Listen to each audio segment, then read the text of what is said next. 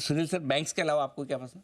नहीं, I agree with भैया। Asset and wealth management companies अभी भी बहुत ही अंडर पेनिट्रेशन है। ब्रोकिंग कंपनीज ट्रांजेक्शनल होती है, तो I am not that bullish on broking companies, but ये एन्युटी का बिजनेस है, जैसे इंश्योरेंस होता है या I think wealth and asset management companies long way to go. US की largest wealth management company $11 trillion का एसेट से इंडिया में $100 बिलियन है।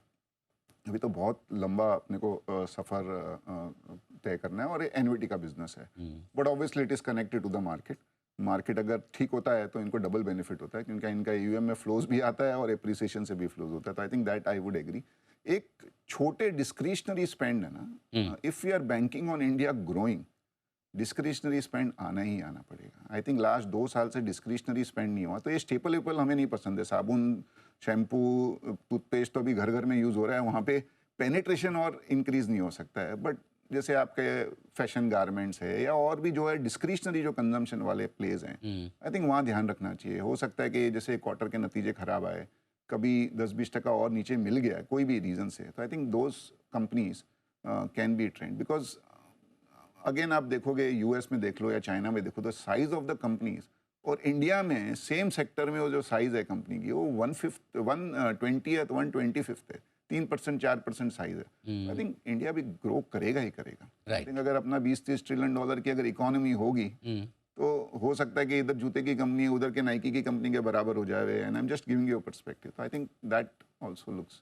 बिल्कुल ठीक बात है। तो म्यूचुअल फंड, वेल्थ मैनेजमेंट और जो आपकी कमाई के साथ जैसे जैसे कमाई बढ़ती है और आप थोड़ी लग्जरी, थोड़ी महंगी चीज़ों पर जो खर्चा करते हैं, उस तरह की कंपनियों में के प्रोडक्ट्स और वो कंपनियां चलेंगी। नीलेश भाई, आपको क्या पसंद है?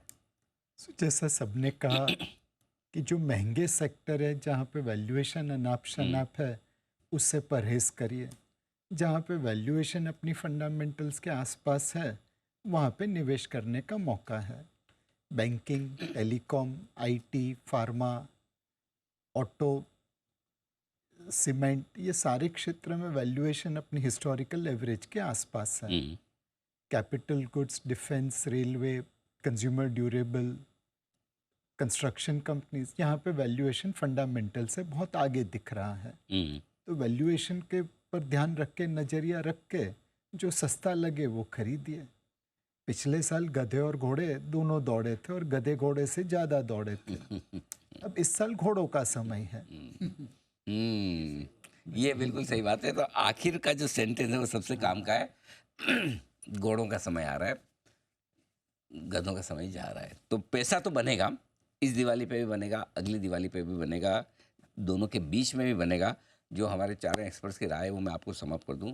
पैसा बनेगा, थोड़ा धीमे धीमे बनेगा, पहले के मुकाबले में थोड़ा कम बनेगा, और पहले के मुकाबले थोड़ी ज़्यादा मेहनत से बनेगा। बस इतना ही है। और अगर ये मंत्र आपने अपने दिमाग में बिठा लिया, तो फिर आपकी यही नहीं, आने वाली कई सारी दिवाली बहुत ज़्यादा समृद्धि वाली होगी।